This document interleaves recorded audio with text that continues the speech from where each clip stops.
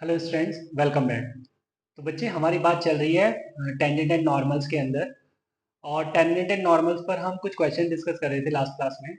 चलिए तो आगे चलते हैं, कुछ और क्वेश्चन डिस्कस करते हैं। तो जैसे बेटा क्वेश्चन लिख दिया है, slope of tangent to the curve y is equal to x square minus x at point where y is equal to 2 cuts the curve in first quadrant. ठीक है, तो हमको स्लोप ऑफ टेंजेंट की बात करनी है इस कर्व को लेकर। पॉइंट देने वाले ने क्या बोला है कि उस पॉइंट पर हमें टेंजेंट का स्लोप देखना है जहां पर y इज इक्वल टू 2 है। और साथ में ये ध्यान रखना कि बात फर्स्ट क्वाड्रेंट के अंदर हो रही है। मे बी ऐसा हो सकता है कि y इज इक्वल टू 2 के लिए सेकंड क्वाड्रेंट की भी बात होने लगे। मतलब कल को अगर तुम्हें एक्स कोऑर्डिनेट फाइंड करने लगोगे तो may be x coordinate negative भी आ सकता है। ठीक है, तो इस बात का ध्यान रखना। तो बात फर्स्ट क्वाड्रेंट में हो रही है। ठीक है, मतलब हमें एक्स भी पॉजिटिव चाहिए। तो चलिए शुरू करते हैं बेटा। सबसे पहले तो अगर मुझे वो पॉइंट फाइंड करना है तो y is equal to 2 curve के अंदर रख दूंगा। तो according to question 2 is equal to x square minus x gives you x square minus x minus 2 is equal to 0, right. तो बेटा यहाँ से मुझे फैक्टराइज अगर करता हूँ तो x minus two into x plus one is equal to 0 मिल रहा है। तो बेटा जी यहाँ से x की वैल्यू 2 कॉमा माइनस वन मिल रही है। ठीक है, बट मुझे तो x की पॉजिटिव वैल्यू चाहिए ड्यू टू फर्स्ट क्वाड्रेंट। तो x is equal to 2 only. तो बेटा जो पॉइंट ऑफ टेंजेंसी है, point of tangency is 2 comma 2। ठीक है, नाउ अब हम बात करते हैं dy बाई डी एक्स पर, क्योंकि मुझे स्लोप चाहिए। तो dy बाई डी एक्स अगर मैं करता हूं बेटा, इसको देखिए, इसको डिफरेंशिएट कर रहा हूं कर्व को। तो dy by D x is equal to 2x minus one. Means dy by D x मुझे कहाँ देखना है, 2 कॉमा 2 पर देखना है। मीन्स x की जगह 2 रख दूंगा तो बेटा मेरे को मिल जाएगा ये 3। तो यही क्या है बेटा, slope of tangent. Okay, this is 3। चलिए आगे चलते हैं। चलिए बेटा क्वेश्चन पर बात करते हैं। If each point of the curve of y is equal to x cube minus a square plus x plus one, tangent is inclined at an acute angle, then the interval of a is equal to question mark. मतलब बेटा अगर मान लीजिए जिस तरीके से ये curve given है, मान लीजिए है ना, कोई भी ये क्यूबिक फंक्शन दिख रहा है हमको। फिलहाल ये कह रहे हैं कि इसके किसी भी पॉइंट पर मैं टेंजेंट ड्रॉ करता हूँ, लाइक दिस और लाइक दिस। ठीक है, लाइक दिस। तो ये जो है ना, ये एक्स एक्सिस के साथ एक्यूट एंगल बनाता है। हमेशा टेंजेंट जो है एक्यूट एंगल बनाता है। कोई भी एंगल बनेगा बट वो एक्यूट एंगल बनेगा। ठीक है, तो एक्यूट एंगल का क्या मतलब है यहाँ पर? एक्यूट एंगल का मतलब थीटा जो है 0 से 90 के बीच में होना चाहिए। हाँ हाँ, वो तो मुझे अच्छे से याद है, बट थीटा ग्रेटर देन 0 है, लेस देन 90 है। ठीक है, इतना तो समझ आता है मुझे। तो ये तो बात नहीं होगी, कुछ और भी कहना चाह रहे होंगे। हाँ बेटा, तो यहाँ पर क्योंकि बात d Y by D x को लेकर हो रही है इस चैप्टर में, तो D Y by D x मुझे टेन थीटा ले जाता है ना, टेन थीटा पर ले जाता है d Y by D x. तो अगर थीटा पॉजिटिव है तो बेटा टेन थीटा भी तो पॉजिटिव ही होगा। इसका मतलब ये है कि टेन थीटा बेटा जी ग्रेटर देन 0 है। अच्छा, for all x belongs to R. ठीक है, चाहे कुछ भी कर लीजिए, टेन थीटा पॉजिटिव ही रहेगा, मतलब स्लोप पॉजिटिव होगा, मतलब D Y by D X positive होगा for all x belongs to R. ठीक है, at each point of the curve, उसने बोल दिया है ना। इट मीन्स कुछ नहीं करना, y गिवन है, dy by dx greater than 0 रखना है। मीन्स ये हो जाएगा बेटा 3x² minus 2ax plus 1 greater than 0 for all x belongs to R। अब यहाँ पर आ गया कॉन्सेप्ट क्वाड्रेटिक का, ठीक है।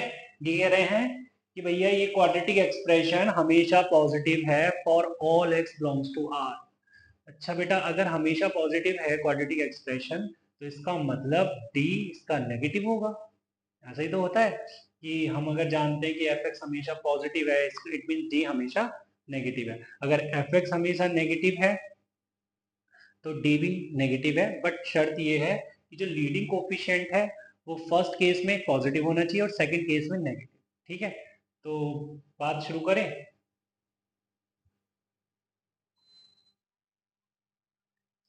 तो चलिए बेटा, तो यहाँ से मैं समझ रहा हूँ कि d जो होगा वो नेगेटिव होगा। It means b² minus 4ac less than 0। Means बच्चे 4a² माइनस 12 लेस देन 0, मतलब a² माइनस 3 लेस देन 0, मतलब a plus √3 into a minus √3 less than 0। मतलब बेटा a का जो इंटरवल आ गया वो माइनस √3 से √3 के बीच में, ठीक है। और शायद हमको यही बोला था उसने कि भाई इंटरवल बताइए ए का क्या है, राइट। चलिए बेटा आगे चलते हैं।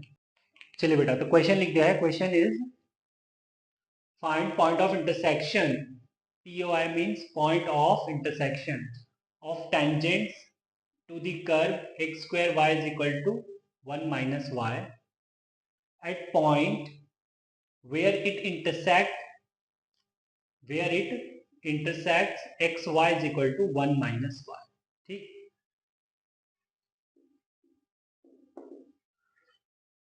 तो देखो बेटा, point of intersection of tangent की बात हो रही है टू द कर्व दिस, मतलब दो जैसे दो कर्व है ना। अब हमने वो कर्व इस तरीके से है ना। देखिए सुनिए मेरी बात, सिचुएशन कुछ इस तरीके से बोल रहे हो कि मान लीजिए जैसे ये दो कर्व है इंटरसेक्ट कर रहे हैं, राइट। तो मुझे टैंजेंट जो ड्रॉ करनी है, मान लीजिए इस कर्व पर, this is C1 and this is C2। तो मुझे टैंजेंट ड्रॉ करने हैं, टैंजेंट एट C1। तो C1 पर टैंजेंट देखूंगा बेटा मैं, तो कुछ इस तरीके से दिखेगा और कुछ इस तरीके से दिखेगा, ठीक है। तो C1 पर टेंजेंट ड्रॉ हुए हैं, बट कहाँ ड्रॉ हुए हैं, कैसे ड्रॉ हुए हैं, जो C2 है उसके साथ में C1 इंटरसेक्ट कर रहा है, तो पॉइंट ऑफ इंटरसेक्शन मिल रहे हैं। उन पॉइंट ऑफ इंटरसेक्शन पर मैंने C1 को लेकर टेंजेंट ड्रॉ किए हैं। अब वो टेंजेंट इंटरसेक्ट कर रहे हैं, तो ये पॉइंट ऑफ इंटरसेक्शन जो है ना, ये बता, आई बात समझ में।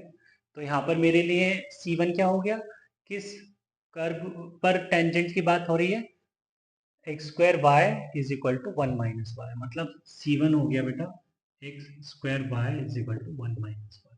और C2 तो ये है, that is x y is equal to 1 minus y, ठीक है। ये पिक्चर क्लियर है दिमाग में। चलिए, तो सबसे पहले मुझे बेटा अच्छा पॉइंट ऑफ इंटरसेक्शन कैसे आएगा। पॉइंट ऑफ इंटरसेक्शन तो सर ऐसे आएगा कि टेंजेंट 1 और टेंजेंट 2 की हम इक्वेशन निकालें, इक्वेशन को सॉल्व करें, तो सर पॉइंट ऑफ इंटरसेक्शन आएगा। बिल्कुल सही सोच रहे हो, ठीक है, ऐसे ही आएगा। इसका मतलब मुझे इक्वेशन ऑफ टेंजेंट निकालनी होंगी, दो जो ये दो टेंजेंट ड्रॉ हुए हैं, ठीक है। अच्छा, तो उसके लिए मुझे टेंजेंट का स्लोप चाहिए, ठीक है। तो मैं कर्व को डिफ्रेंशिएट भी करूंगा, राइट। बट डिफ्रेंशिएट करूंगा कर्व को, ठीक है, स्लोप चाहिए, बट मुझे पॉइंट ऑफ टेंजेंसी तो चाहिए होगा ना, तभी तो मैं D by D x ultimately निकाल पाऊंगा। तो सबसे पहले मुझे पॉइंट ऑफ इंटरसेक्शन निकालने की जरूरत है। किसके पॉइंट ऑफ इंटरसेक्शन? कर्व के पॉइंट ऑफ इंटरसेक्शन। ठीक है, तो चलिए, finding point of intersection of C1 and C2।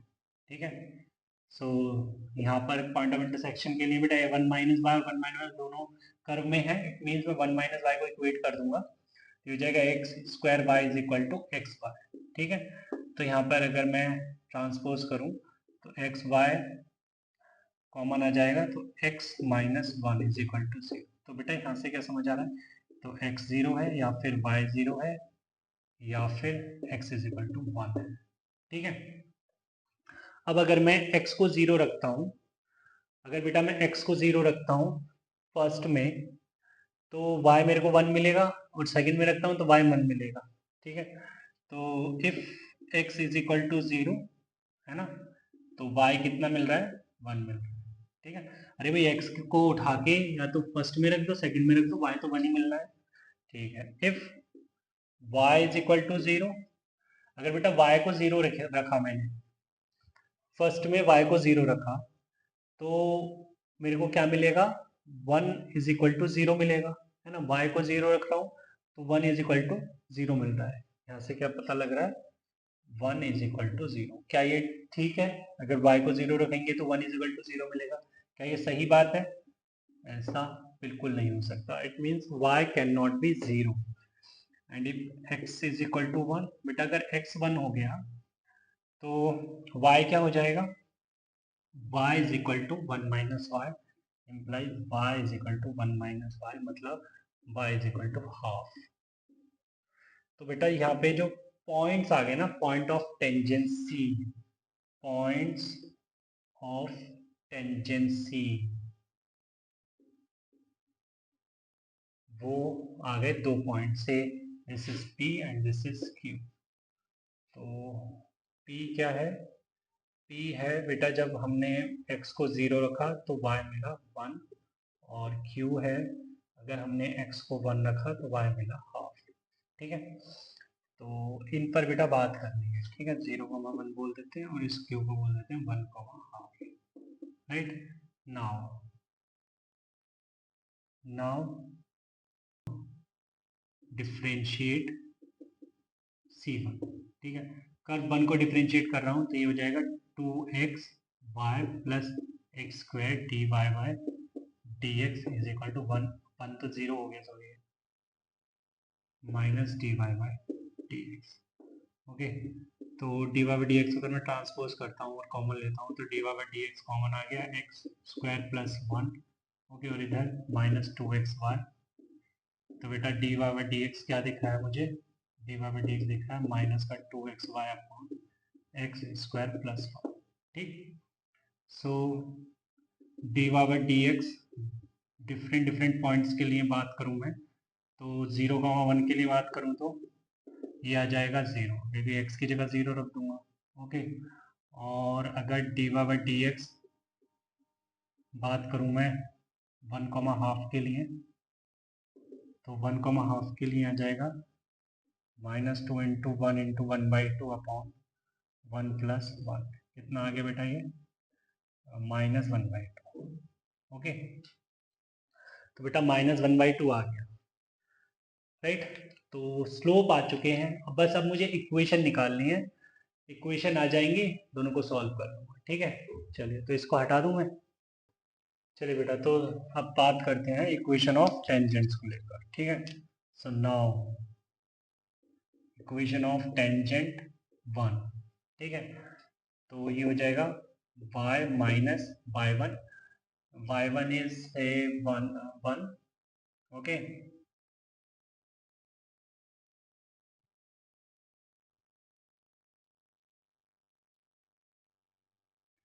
Is equal to slope times x minus zero. तो बेटा यहाँ तो y minus one is equal to zero एक इक्वेशन आ गई। ठीक है, and equation of tangent two, तो वो हो जाएगा y minus half is equal to slope times x minus one. ठीक है बच्चे, तो 2y minus one is equal to minus x plus one, right. तो ये आ गई सेकेंड इक्वेशन, मतलब x plus 2y is equal to 2, right. तो ये आ गई दूसरी इक्वेशन। अगर मैं इन दोनों को सॉल्व करता हूँ तो यहाँ पर क्या मिलेगा मुझे, x की जगह, यहाँ पर देखिए बेटा y की जगह अगर मैं 1 रख दूँ तो ये हो जाएगा x plus 2 into one is equal to 2। तो बेटा यहाँ से मुझे क्या मिल रहा है, x is equal to 0, right. तो ये जो पॉइंट है ये मिला बेटा मेरे को, पॉइंट ऑफ इंटरसेक्शन 0,1, राइट। तो बेटा ये पॉइंट मेरे को मिला 0,1। अब यहाँ पे हम नोटिस कर रहे हैं कि अरे सर यहाँ पे देखिए point of intersection of tangent 0,1 है और सर ये पॉइंट ऑफ टेंजेंसी भी एक 0,1 है, बट ये तो सर अलग अलग दिख रहे हैं मुझे, ऐसा तो होगा नहीं। तो बेटा वो तो मैंने एक जनरल केस माना था, ठीक है। तो पिक्चर कुछ ऐसी हो सकती है, ये 0,1 हमें मिल रहा है y एक्सिस पे, मीन्स कोई ये टेंजेंट गया 0,1 से पास होता हुआ, और ये कोई अदर टेंजेंट है 0.5, मतलब ये कोई 0.5 बन रहा होगा पॉइंट, सॉरी 1,5 रहा होगा, ठीक है। और ये कोई टेंजेंट इससे भी पास हो रहा है और 0,1 से पास हो रहा है, लाइक दिस, ओके। अब कर्व जो है वो 0,1 पर इसको टच कर रहा है, लाइक कुछ इस तरीके से आया होगा, फिर हाफ 1,5 पर इसको टच कर रहा है और इसको टच करके चला गया, ठीक है। वो दूसरे कप से कहाँ इंटरसेक्ट कर रहा है, वो लाइक ये कुछ ऐसी सिचुएशन बनी है, ठीक है, ओके। ये इस पर बात हो गई है, तो अब आगे बात करते हैं, ठीक है। चलिए बेटा, तो अब थोड़ा बात कर लेते हैं कॉनकेविटी पर। कॉनकेविटी, कॉनकेविटी, ये कॉनकेविटी पर बात करेंगे हम, तो लिखेंगे d2y upon dx square tells us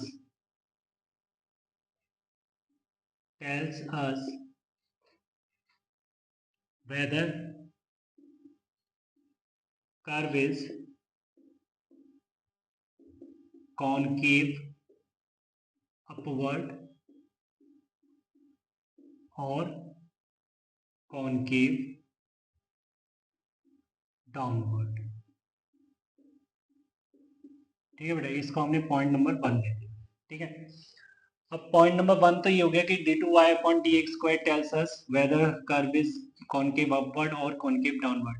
तो d2y upon dx square किस तरीके से बताता है हमें, वैसे d2y upon dx square क्या है बेटा, डबल डेरिवेटिव है, राइट। ये डबल डेरिवेटिव है फंक्शन के लिए। अच्छा, तो कैसे बताता है हमें कि कर्व कॉनकेव अपवर्ड है कॉनकेव डाउनवर्ड है, समझिए। अगर d2y upon dx square greater than 0 है, it means curve is concave upward. Sir एक बार फोटो दिखाएंगे कॉनकेव अपवर्ड किस तरीके से बनता है बेटा, इसका मतलब होता है like this, okay. Curve concave upward है, ओके। अगर d2y upon dx square less than 0 है, इसका मतलब है कर्व कॉनकेव डाउनवर्ड। सर इसकी फोटो मतलब नीचे हो जाएगी, इस तरीके से हो जाएगी, हाँ। तो दिस इज कॉनकेव डाउनवर्ड। तो सर इसमें क्या मतलब, कॉनकेव अपवर्ड कॉनकेव डाउनवर्ड से क्या हमें क्या पता लगता है, हम क्या देखना चाहते हैं, ये मतलब हमें क्या बताएगा एक्चुअली में, ये हमें बताएगा कि if curve is concave downward then tangents drawn at every point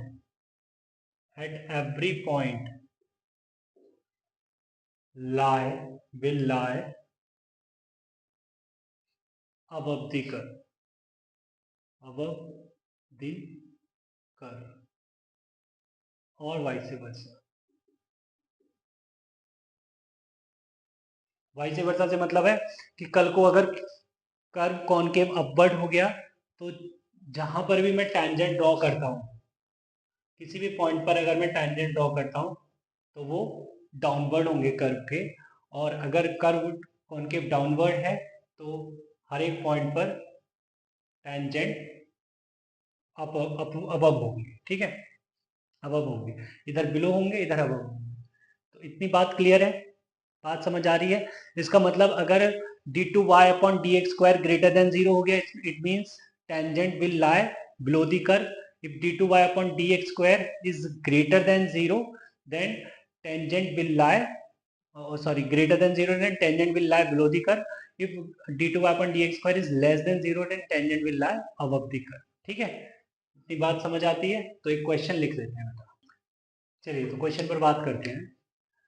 line of tangent to curve y is equal to sin x minus tan x for all x belongs to 0 comma pi by 2 open.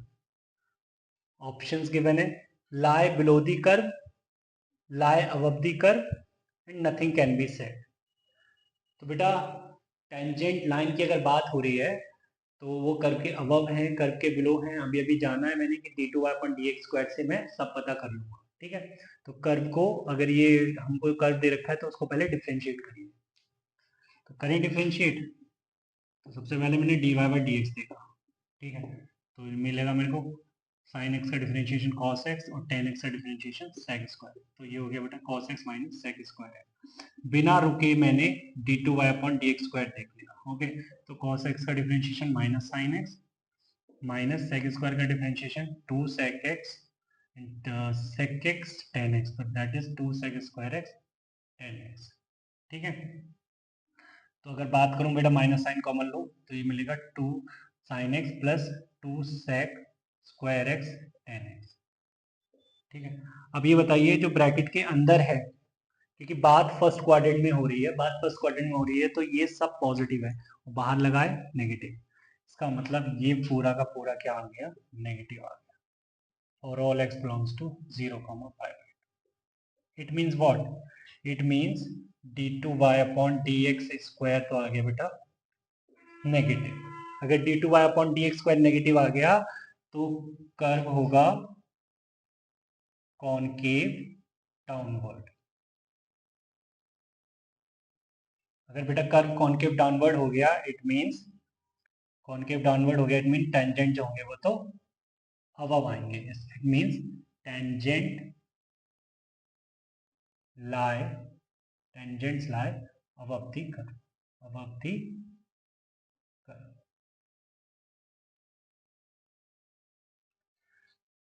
ठीक है बच्चे। तो इसका मतलब option B is correct one. चलिए तो बेटा आज की क्लास में इतने ही रखते हैं, मिलते हैं नेक्स्ट क्लास में, तब तक के लिए बाय बाय, टेक केयर।